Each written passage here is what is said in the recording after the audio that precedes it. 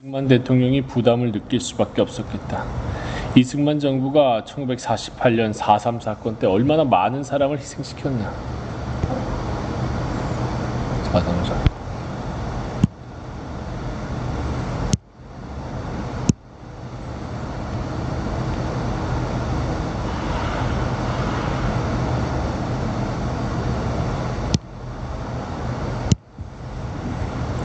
그 많은 사람을 희생시키며 극단적 반공국가를 만들려고 했다. 같은 해 여순 사건 때도 그 많은 피를 흘리면서 여순 사건. 이른바 빨갱이 사냥을 폈다. 그 결과 1949년이 되면 감옥소는 10,000원이 됐다. 48년 4.3 사건. 그러면서 1949년 6월에는 6.6 반민특위 습격사건, 6.6 반민특위 습격사건, 6월 20일부터는 본격적인 국회의원 체포, 6월 26일에는 김구 암살사건, 6월 공산해준다. 6.6 반민특위 습격, 김구 암살, 이승만 정권의 6월 공세라고 하는 게 일어난다. 이때 일어난다. 이에 더해 1950년 5.30 선거 때 이승만 대통령이 직접 전국을 순회하면서 중동파를 당선시키지 말 것을 호소했다. 중도파가 강한 부사에서는 반정부를 일삼는 또는 그러한 경력을 가진 인사들에게 투표를 고려할 뿐더러 당선된 뒤에도 선거인이 협의에 소환하도록 해야 할 것이라고 헌법에 없는 말까지 했다.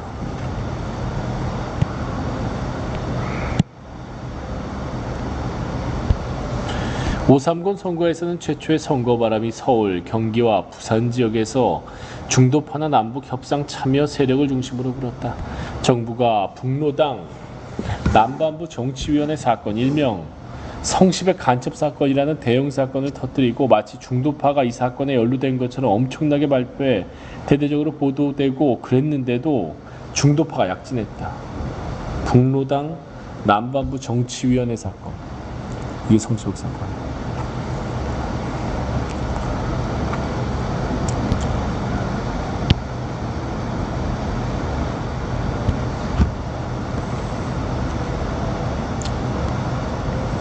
조소왕은 미군정 경무부장으로 민국당 중진인 조병옥을 누르고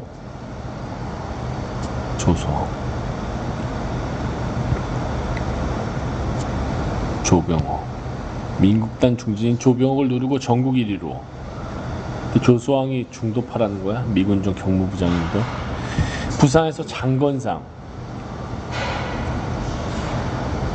장건상은 감옥소에 갇혀 있었는데도 전국 4위로 당선됐고, 감옥소.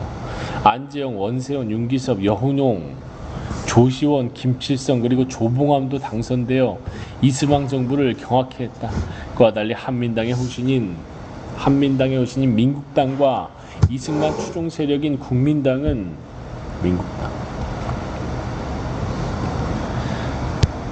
추풍 낙엽처럼 떨어져서 각각 24석밖에 못 얻었다. 이는 당시 민심이 어땠는지 물론 국민들의 정치의식이 결코 낮은 수준이 아니었음을 보여준다.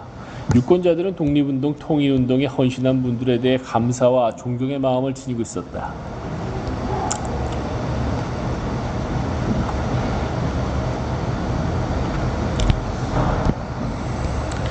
한반도의 분단, 미국의 책임이 무거울 수밖에 없는 이유. 해방과 분단 9번째 바다.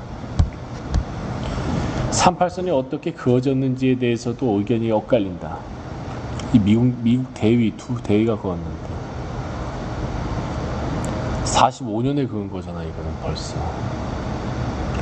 러시아의 소련의 남하를 막기 위해서 그은 거지. 마의 선, 가슴을 도려내는 단장의 선. 가슴을 도려내는 단장의 선이라 불린 데에서도 짐작할 수 있듯이 38선은 한국인한테 너무나도 큰 고통과 재앙을 안겨주었다. 그래서 한국인들은 해방 직후는 물론이고 1960, 70년대까지도 한국의 모든 비극은 38선 때문에 생긴 것이다, 이렇게까지 생각했다.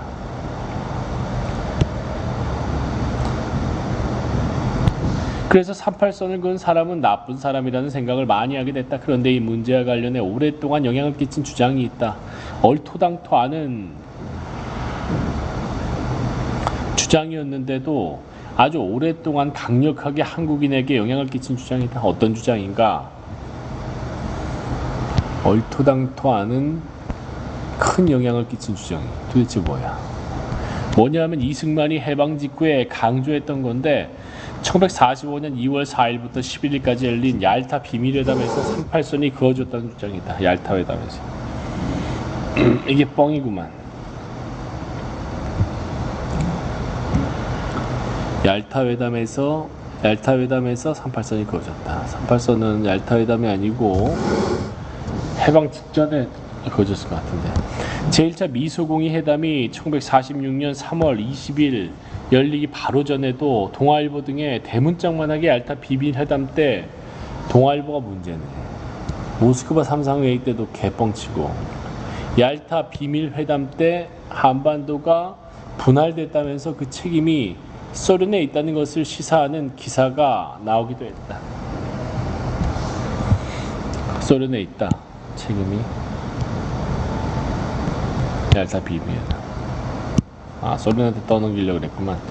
1946년 3월 10일, 13일 동아일보는 폭로된 얄타 비밀이라는 기사를 통해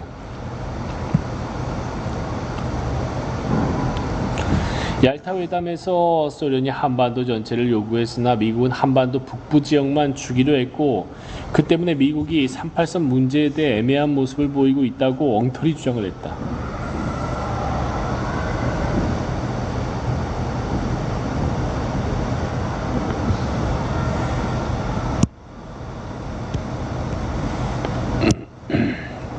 모스크바 삼상회의 결정 발표 직전인 1945년 10월 24일부터 나온 일련의 보도를 연상시키는데 한마디로 미소공의에 죄를 뿌린 내용이었다.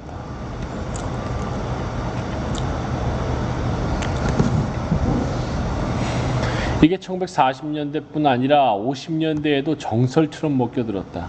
주입됐다고나 할까 어쨌든 60, 70년대에도 안 없어졌다. 그렇지.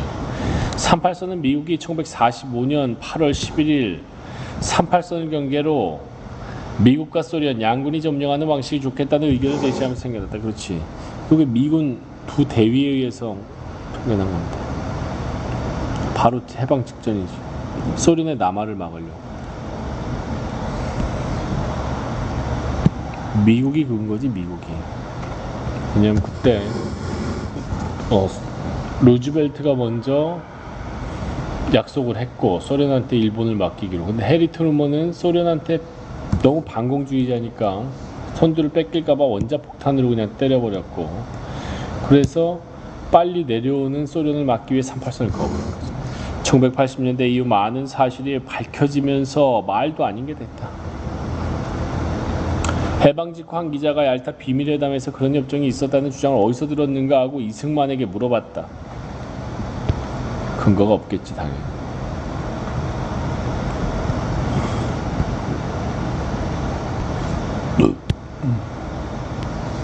그랬더니 뚜렷한 근거를 제시하지 않고 다만 러시아인인가로부터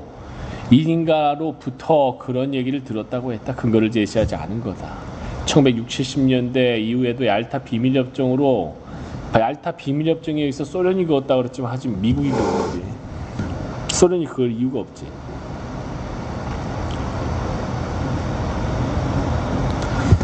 이후에도 얄타 비밀협정으로 38선이 그어졌는지에 대해 많은 사람이 찾아봤는데 어디에서도 그 근거가 나오지 않았다. 이승만 추종자들은 이승만이 국제정세에 밝은 사람이라고 주장하는데 사실 이승만이 주장하는 것엔 억지 주장, 일방적인 주장이 많았다. 가장 대표적인 게 바로 얄타 비밀회담 얘기라고 할 수 있다. 억지 중에 억지구만. 1945년 7월에 시작된 포츠담 회담, 얄타 회담은 1940 몇 년이지? 얄타 비밀회담.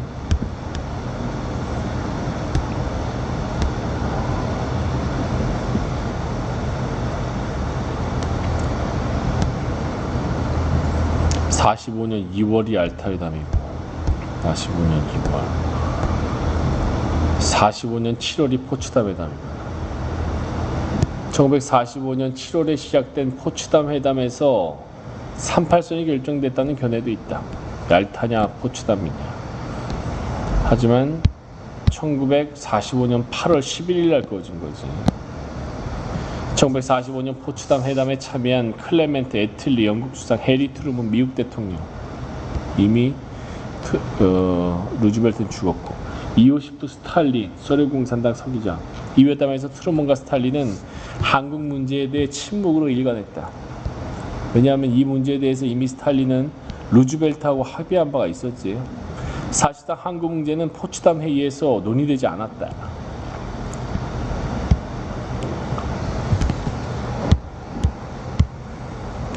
이오시프 스탈린, 해리 트루먼,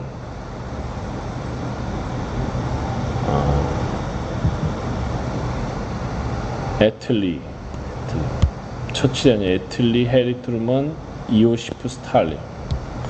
신용화 서울대 명예교수 같은 분들이 그런 주장을 했다.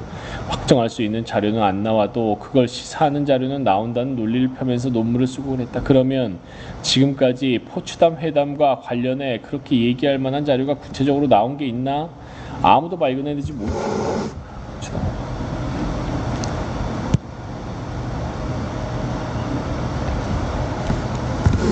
다 알다시피 포츠담 회담에서 미국 대통령 해리 트루먼은 한국 문제에 대해 침묵으로 일관했다.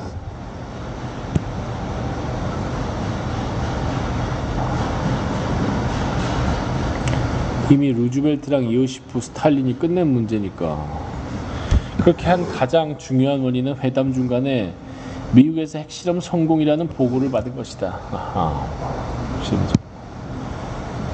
핵실험 성공했으니까 소련이 이제 필요 없어진 거지. 그냥 때려버리면 되는 거야. 그래서 한국 문제에 대해 소련과 타협할 필요가 없다는 생각을 하고 있었다.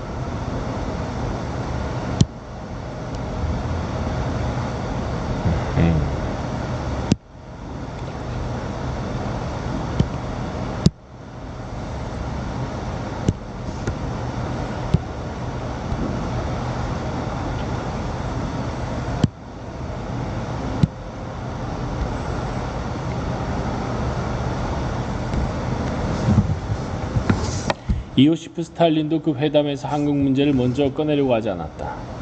소련은 미국에서 생각한 것보다 월등히 빠른 속도로 독일과 동부 유럽에 배치된 부대들을 아주 신속하게 일본과 전쟁하기 위해 시베리아, 연해주의 소만, 소련 만주, 국경으로 이동시켜 배치하고 있었다. 그렇기 때문에 스탈린은 무엇하러 내가 먼저 말을 꺼내나 이런 생각을 했는지도 모르겠다.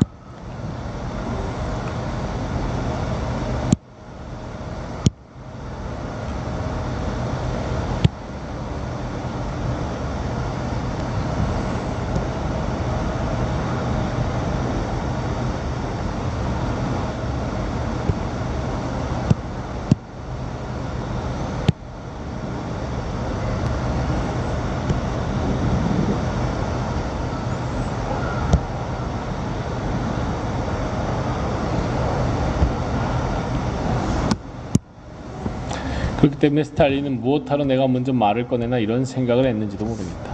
한국 문제는 포츠담 회담에선 사실상 논의되지 않은 한국 문제.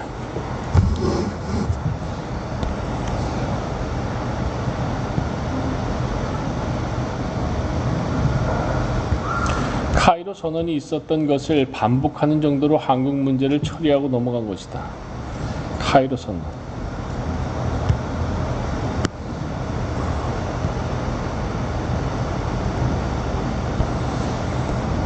한국 문제를 구체적으로 어떻게 처리한다는 것은 포츠담 선언이 나올 때까지도 결정된 것이 없었다.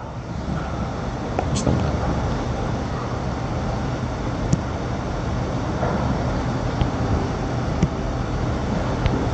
미국, 영국, 중국은 1943년 11월 27일 카이로 선언에 합의하고 12월 1일 소련의 동의를 얻어 이를 발표했다. 카이로선. 적당한 시기에 한국을 자주 독립시킨다는 내용을 담고 있었다. 그러나 즉시 독립의 길을 차단한 땡땡은 중경 임시정부 구성원을 비롯한 적잖은 한국인을 실망시켰다. 카이로선. 즉시 독립의 길을 차단. 또 일부 학자들은 한국을 독일이라든가 오스트리아처럼 내 나라가 분할 점령하는 방안을 미국 국무부에서 논의했다고 말합니다. 그건 사실이다. 자료에 나옵니다. 그런데 한반도는 너무 작아서 그렇게 하기에는 문제가 있다고 봐서 바로 취소하고 맙니다.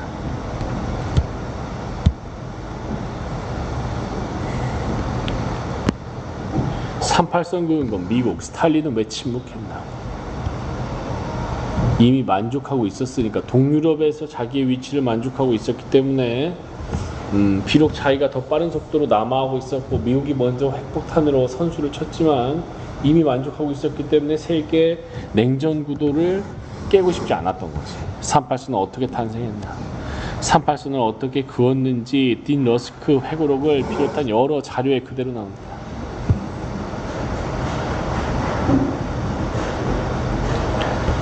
1945년 8월 11일 이때 38선 그은 거지.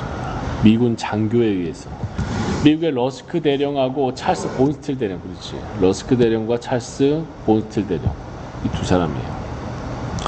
미국의 러스크 대령하고 찰스 본스틸 대령이 명령을 받고 한반도 문제를 어떻게 처리할 건가에 대해 38선을 경계로 미국과 소련 양군이 점령하는 방식이 좋겠다는 것을 조지 링컨 준장한테 올렸다.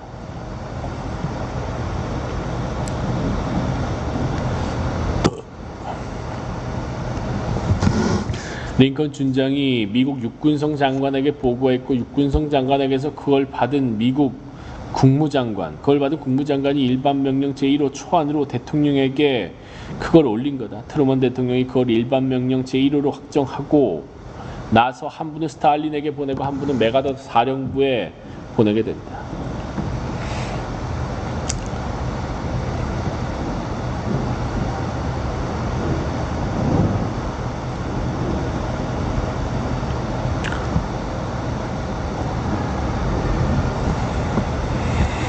(8월 16일) 스탈린이 일반 명령 제1호에 대해 회답했는데 한국 문제 관련 사안에 대해서는 한마디도 하지 않았다. 회답에서 한마디도 동의한다는 거지. 38선에 대해서. 이에 대해서 수많은 학자들이 왜 이런 일이 일어났느냐를 연구했다. 왜냐하면 소련이 한반도 전체를 점령하기에 아주 유리한 지점에 있었기 때문이다. 굳이 이걸로 한반도로 인해서 지금 완전 만족하고 있는데 이걸 흐트리지 않기 위해서 그런 거지. 소련 군대는 이미 8월 9일에 대일 선전포고를 하고 그와 동시에 그날 0시를 기해 두만강을 넘기 시작했다. 8월 11일 나진에 있는 일본군 사단과 격렬한 절투를 벌이면서 청진 쪽으로 진출하고 있었다.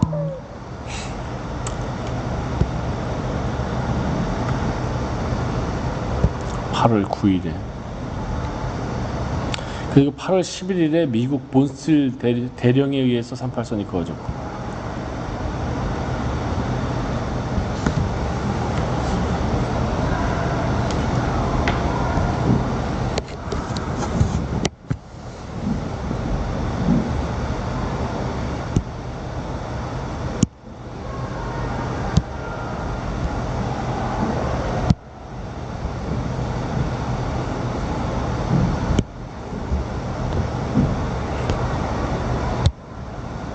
순식간에 남쪽까지 내려올 수 있다고 볼 수 있는 상황이었다.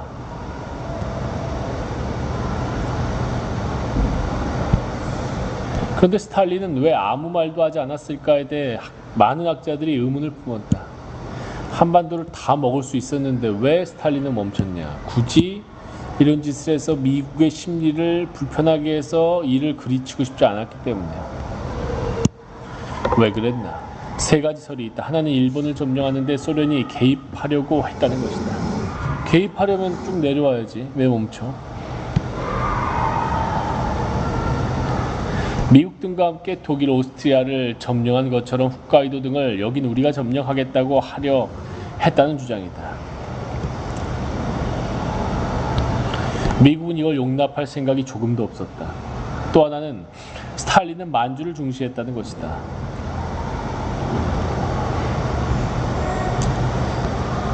한반도는 만주만큼 비중이 크지 않기 때문에 만주에서 소련의 권익을 지키는데 더 관심을 가졌다는 것이다. 세 번째가 중요하다고 생각하는데 스탈린은 유럽에서건 동아시아에서건 일본 점령 문제 하나만 얻은 게 없지 나머지 부분에서는 소련이 상당히 얻어냈다고 본 거다.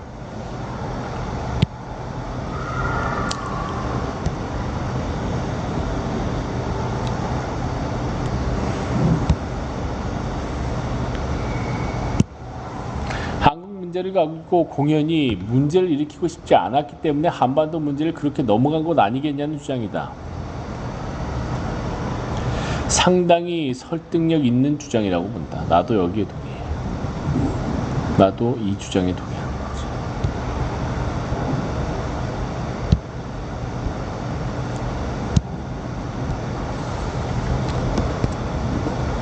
한 가지 더 이야기를 하면 1945년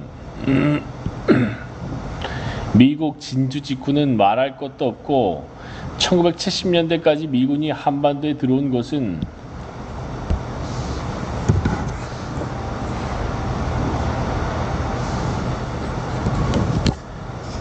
미국이 한반도에 들어온 것은 일본군의 무장해제를 위한 것이라는 속설이 광범위하게 퍼져 있었다.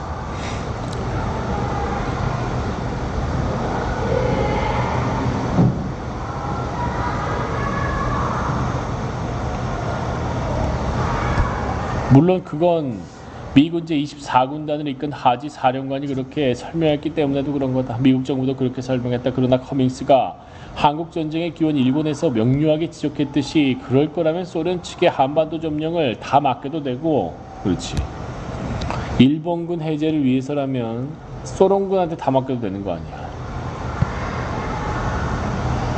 일본을 방어하기 위해서 그런 거지, 한마디로. 소련 측의 한반도 점령을 다 맡겨도 되고 소련이 일본군 무장해제 시킬 수가 있는 거지. 다만 신탁 통치를 실시한다는 것만 확실하게 하면 되는 것이다. 그런데 왜 미국이 오키나와에 있던 제24군단을 전속력으로 한반도로 보냈는가는 아주 간단한 문제다.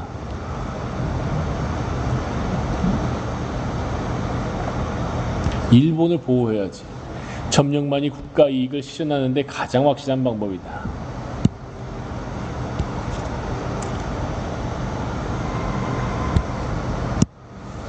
그런 점에서 38도선을 경계로 양군이 진주하게 된다. 이렇게 이야기할 수 있다. 이승만과 친일파 키운 미국.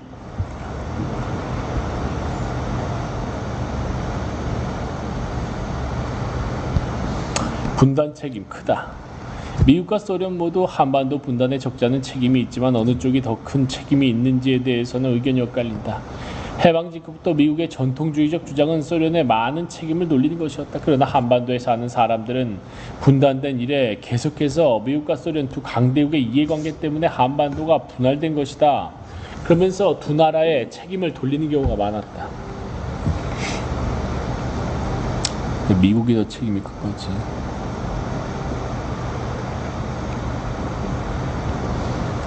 (1970년대) 이후 극우 단정 세력을 제외하면 소련과 미국 중 누가 더 책임이 크냐고 했을 때 소련보다는 미국 책임이 더 큰 것 아니냐는 사고가 상당히 있었다. 소련보다는 미국 책임. 왜 그런 주장이 나오고 특히 1980년대 이후엔 더 강하게 나왔느냐 하면 북쪽 지역에선 소련에 의해 친일파가 청산됐고 토지개혁처럼 한국인들이 열망했던 개혁 조치가 있었지 않느냐는 것이다. 아하. 그러니까 미국 책임이 더 크다.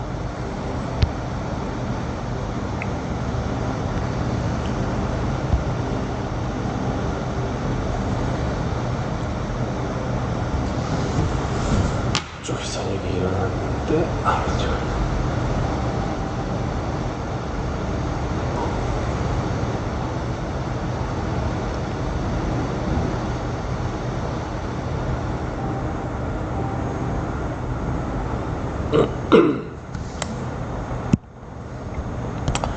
그뿐만 아니라 북한에서는 단정운동이 전혀 일어나지 않았느냐. 남한에 미군정이 있던 것과 달리 심지어 북한에는 소군정도 없었다.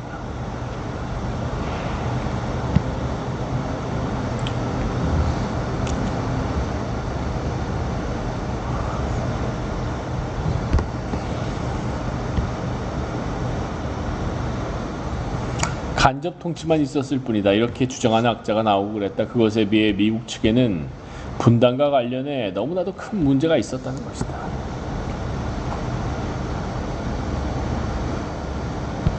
어떤 문제인가? 제일 큰 것은 하지의 딜레마, 즉 미국의 딜레마라고도 볼 수 있는 것이다. 하지의 딜레마. 그러니까 친미파들이 지지를 해줘야 되는데 이 친미파들이 미소공의를 반대하는 거지. 반탁투쟁을 하면서. 사실 미소공의에서 신탁통치는 미국이 주장했는데, 신탁통치는 미국이 1942년, 43년 무렵부터 줄기차게 한반도에 적용하려 했던 것이고, 근데 미국 지지 세력이, 친일파 미국 친미 세력이 신탁통치를 반대하면서 신분 세탁을 하니까 하지가 딜레마에 빠진 것입니다. 1945년 모스크바 3상 회의 때도 번즈 미 국무장관이 강력하게 편 주장이었다.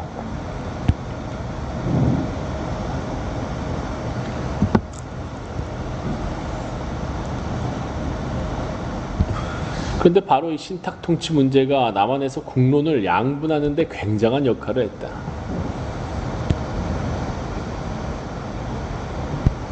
그 점에서도 미국이 신탁통치를 실시하려 했던 건 문제가 심각하다.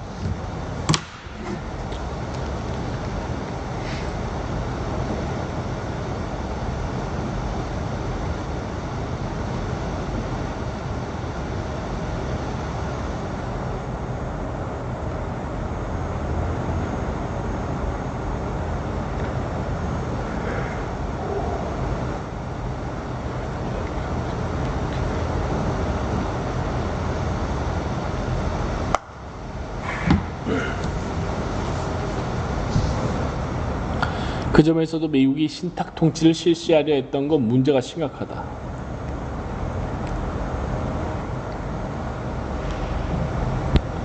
그런데 그것보다 더 큰 문제는 반탁투쟁을 친미 세력이 일으켰다는 것이다. 그러니까 하지가 딜레마에 빠진 것입니다.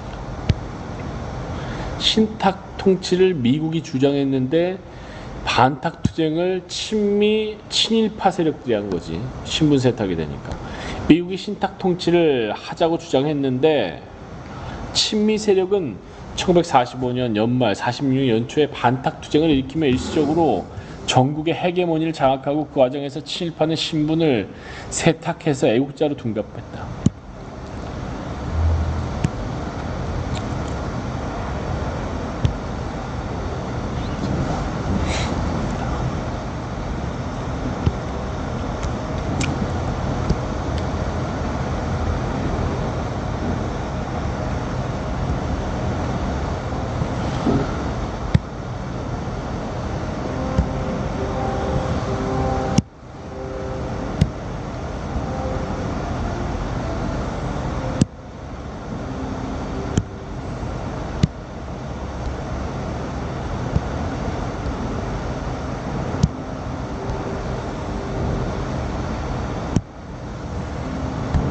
그런데 미 국무부에선 모스크바 3상회의 결정을 이행해야 한다는 지침을 하지에게 계속 보내니 하지는 딜레마에 빠질 수밖에 없었다. 친미 세력이 모스크바 결정에 어긋나는 활동을 하니 미국 측은 미소공의에서 능동적이거나 적극적인 역할을 할 수가 없었다. 1946년 제1차 미소공의가 열리는 과정에서 그런 점이 적지 않게 작용해 실패로 끝난 것이 아닐까, 이렇게 판단할 수도 있는 대목이다. 이승만과 친일파 문제에서도 미국의 책임을 생각해 볼 것들이 있다. 당연하지. 친일파를 미국이 다 살려줬으니까. 왜? 공산주의 경제하려고. 무엇인가? 메가더 사령부에서 이승만의 귀국을 돕고 미군정이 이승만을 위대한 지도자로 한국인한테 내세운 것도 분단에 영향을 준 것 아니겠나. 친일파들은 분단을 더 좋아했던 거지. 반정 세력들이었지. 왜냐? 소련에서는, 북한에서는 소련에 의해서 친일파들이 제거되고 있었으니까 단정하는 게 좋았지. 하진은 1945년 10월 20일 연합군 환영회에서 자유와 해방을 위해 일생을 바쳐 해외에서 싸운 분이라며 이승만을 한껏 지켜 세웠다. 메가더나 하지와 달리 사실 미국 국무부는 이승만을 못마땅하게 여겼다. 해방 전 오랫동안 쉬고 있던 이승만이 활동을 재개했을 때 미국 국무부가 이승만에 대해 못마땅하게 생각했던 건 너무 심하게 반소반공적이지 않느냐는 것이었다.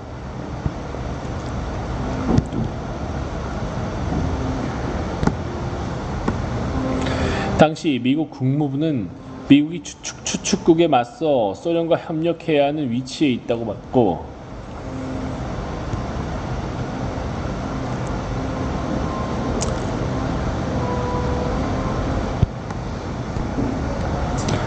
한반도 문제도 결국 두 나라가 협의해서 처리해야 할 것으로 전망하고 있었다. 그렇기 때문에 일제 패망 후 이승만이 빨리 귀국하려 했는데도 미국 국무부에서 못 가게 막은 것이다. 미국 국무부는 이승만을 싫어했고, 미국 국무부는 이승만이 한반도에 들어온 후에도 이승만에 대해 상당한 우려를 표했다. 이승만 이분에게선 자기 쪽 사람만 중요하게 여기고 비판 세력은 다 적 비슷하게 생각하는 추종자 아니면 적이라는 양문법적인 면이 상당히 보였는데, 이런 것은 해방 직후의 문제를 해결하는 데 매우 적절치 않았다. 이분법적 사유는 특히 해방 이후의 상황에서 최악이었던 것입니다. 해방 직후엔 복잡하고 어려운 문제들이 이어졌는데,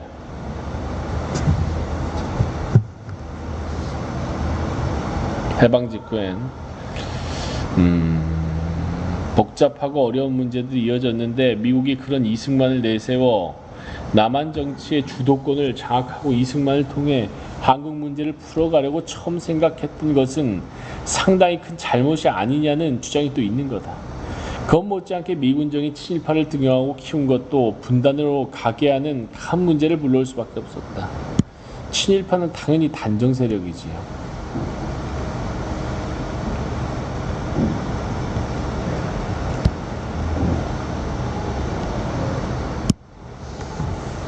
친일파는 본질적으로 어떻게 해서든지 처단되지 않고 그와 동시에 계속 출세하려는 욕구가 아주 강한 집단이었고 생존 능력이 탁월한 자들이었다. 그런 친일파가 힘을 갖고 있는 한 통일정부를 세운다는 건 굉장히 어려웠다. 친일파는 기본적으로 단정 세력이니까 통일했다가는 끝나는 거지, 자기들은. 친일파는 모든 걸 동원해 단정운동에 적극 뛰어들었는데 미군정이 그런 친일파를 엄청나게 키워주지 않았나.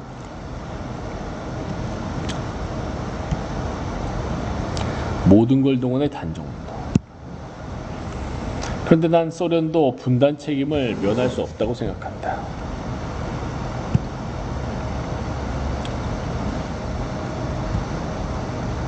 지들 이익을 생각해서 그냥 383을 받아들였으니까 문제가 있는 거지. 소련도 책임 면할 수 없다. 어떤 점에서 그러한가? 반탁투쟁의 반소 반공운동으로서 정략적인 면이 많았던 건 분명한 사실이다. 반탁투쟁. 반탁이 목적이 아니라 반소 반공운동으로서의 정략적인 거지. 그렇지만 반탁투쟁에 담긴 독립에 대한 한국인들의 강한 염원, 수천 년간 독립국가를 이어온 우리에게 신탁통치는 있을 수가 없다는 자기 역사에 대한 강한 믿음, 주체적으로 해방을 막고 해방 직후 상황을 스스로 해결해 갔다는 강한 자부심, 이런 것들을 소련이 너무나 이해하지 못했던 것 같다. 그러면서 반탁투쟁의 선봉에선 일부 세력이 보여준 반소 반공에 대해 상당히 감정적으로 대응한 것 아닌가.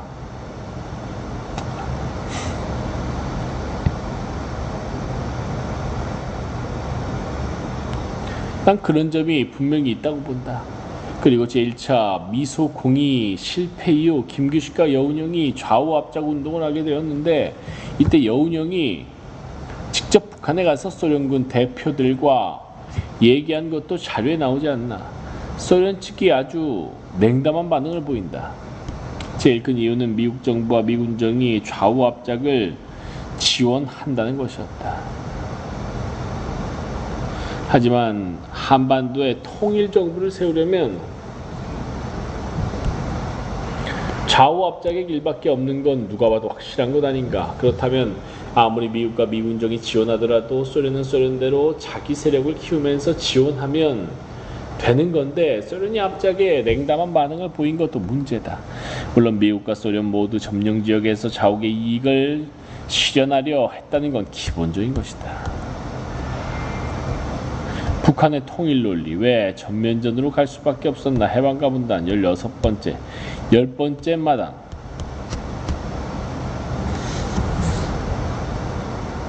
잠오네. 그렇지. 146, 145쪽.